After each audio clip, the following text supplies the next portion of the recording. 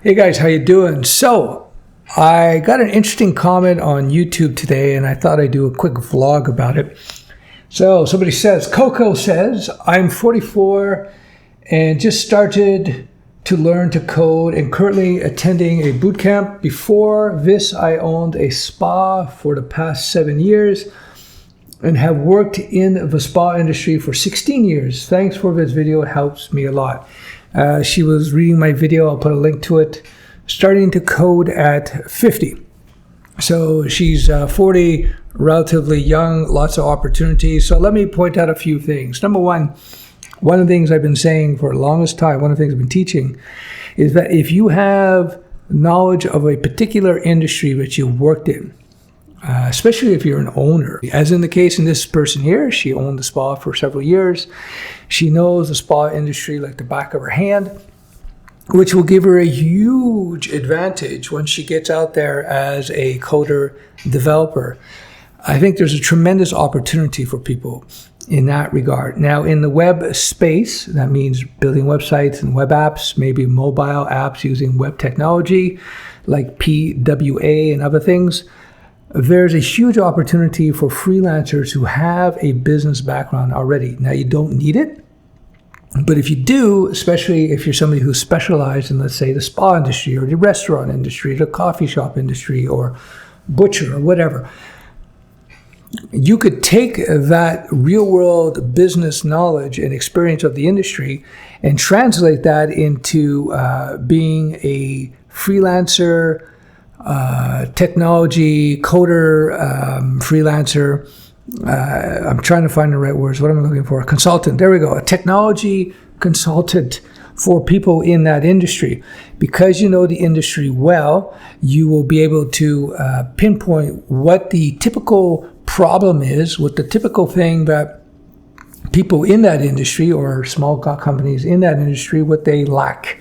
And you will be able to come up with a workflow, a set of services, perhaps even a product, a software product in time that you can then sell into the industry.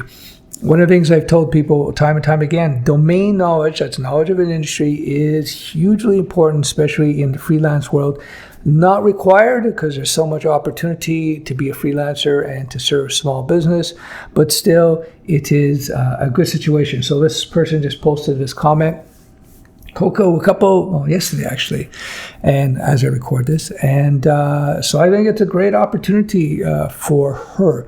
And so if you're a small business owner who's been hit hard by COVID or for whatever reasons you had to leave that business and you're looking for an opportunity, then yeah, definitely coding, freelancing, and then leveraging your business skills and your history and experience and perhaps contacts in industry can come in very handy once you develop a little bit of code capability. One last comment with regards to boot camps. I'm not a huge fan of them because it's an expensive option and there's other things that could be negative about them. I would suggest just a more prudent course of action. Try online solutions first. See if that works for you before making a huge investment in a boot camp or a college or something. Why put yourself into $10,000, $20,000 in debt or be obligated to pay a percentage of your salary when perhaps through programs such as mine, and I'm being transparent, shamelessly self-promoting my own program, you can get trained and certified for a fraction of the cost in a fraction of the time. That's definitely an option for you there. So yeah, I would definitely, before spending the big money, look at cheaper alternatives. Worst case scenario, you try an alternative that is 1/5 the cost, 1/100th the cost, maybe in some situation. Okay, maybe 1/50th. Anyway, try at least a less expensive alternative, and you may find that it gets you to where you want to go. Or if it doesn't work out, you could always go to the boot camp or the college afterwards. And guess what? Having done a course before, even if it doesn't take you all the way there, you'll be so much more prepared to take advantage of the much more expensive alternatives. That being said, if you read the reviews of my own stuff, you see that you're going to be just fine, just fine, just fine.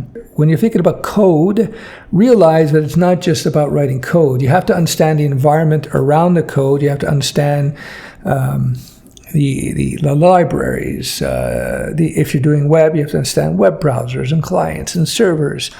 If you're doing and the problems or the challenges, or however you want to characterize it, or the circumstances that you're dealing with when you're dealing with web-based tech, there's huge advantages over other styles of programming, but there's a couple of little things you have to consider as well, like the fact that you're not always connected, and what does that mean, and so on and so forth. Anyhow, I hope this is helpful. Again, if you're a small business owner, previous small business owner, or somebody who's worked in an industry for years and you're looking to jump into coding and programming, that background in whatever industry it happens to be can be leveraged to your advantage in a big way. The best, we're entering into a gig economy now. People are driving around Ubers and delivering pizzas and stuff.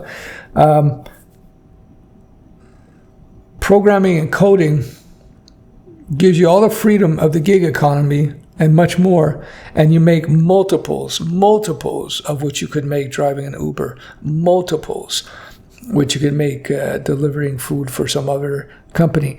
And the great thing about it, with just some good training, you can be up and running pretty quickly, and you can start making money and opening up opportunities for yourself. All right, that's about it for today's video. Bye-bye.